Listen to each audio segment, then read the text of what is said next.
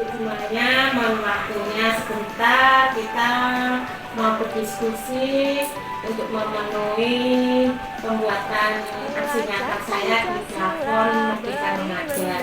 Nah, di depan ibu-ibu semuanya sudah ada pertanyaan terkait dengan masalah penerimaan peserta didik baru di sekolah kita. Saya ucapkan ya, saya sampaikan pertanyaannya. Yang pertama, apakah melalui PPDB Anda dapat mengenal kebutuhan peserta didik? Kemudian yang kedua, apa dampak melakukan tes Calitung kepada anak di masa PPDB? Kemudian, apa alternatif kegiatan selain tes Calitung yang dapat mendukung penguatan transisi PAUD SD? Baik Ibu-Ibu, mari kita mulai dari pertanyaan yang pertama. Apakah melalui PPDB Anda dapat mengenal kebutuhan peserta didik? Yuk, silakan Ibu Karya dan Ibu Siti untuk memberikan solusi jawabannya. Gimana kalau menurut Bu Siti?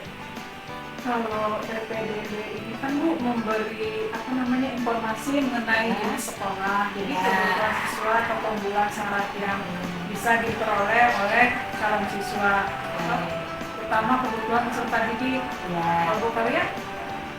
Saya kebutuhan peserta didik itu berupa banyak ya, bisa berupa kebutuhan fisik, sosial, mandiri, prestasi dan ingin disayangi, serta mendapatkan filsafat hidup yang harus dipenuhi untuk pendidik dan memegang perkembangan pendidikan serta moral peserta didik. Baik, terima kasih Bu. Kemudian untuk pertanyaan yang kedua, apa dampak melakukan tes Calitung kepada anak di masa PPDB? Nah, bagaimana kalau menurut Bu Siti kembali? Selama ini memang terjadi sepertinya miskonsepsi ya Bu ya di kalangan masyarakat.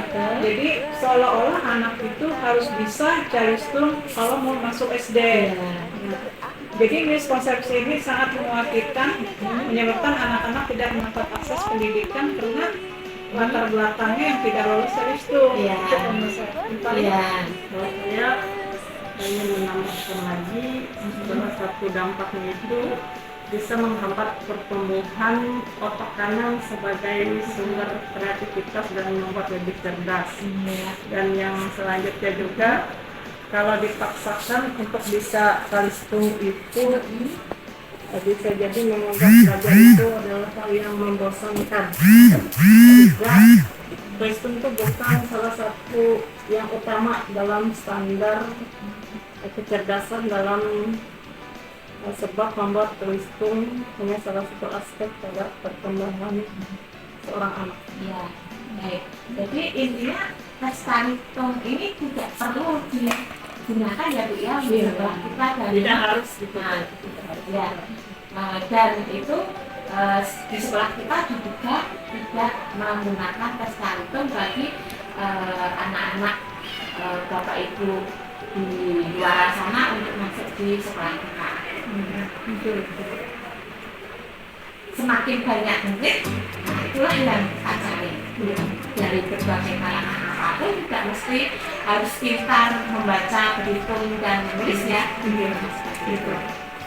Baik, sekarang pertanyaan yang ketiga. Apa alternatif kegiatan selain tes Calitung yang dapat mendukung penguatan transisi PAUD SD? Kalian dulu gimana?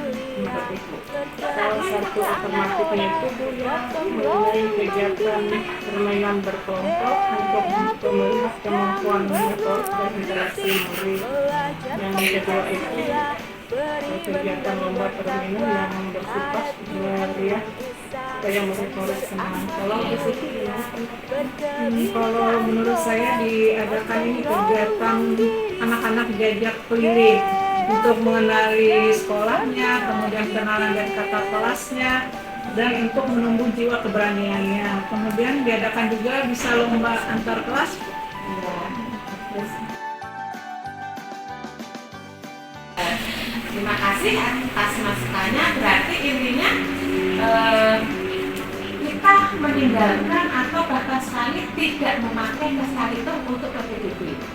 Mari kita buat sama-sama bentuk-bentuk pendidikan yang menyenangkan, menumbuhkan minat bakat anak-anak khususnya di transisi PAUD SD ini supaya apa?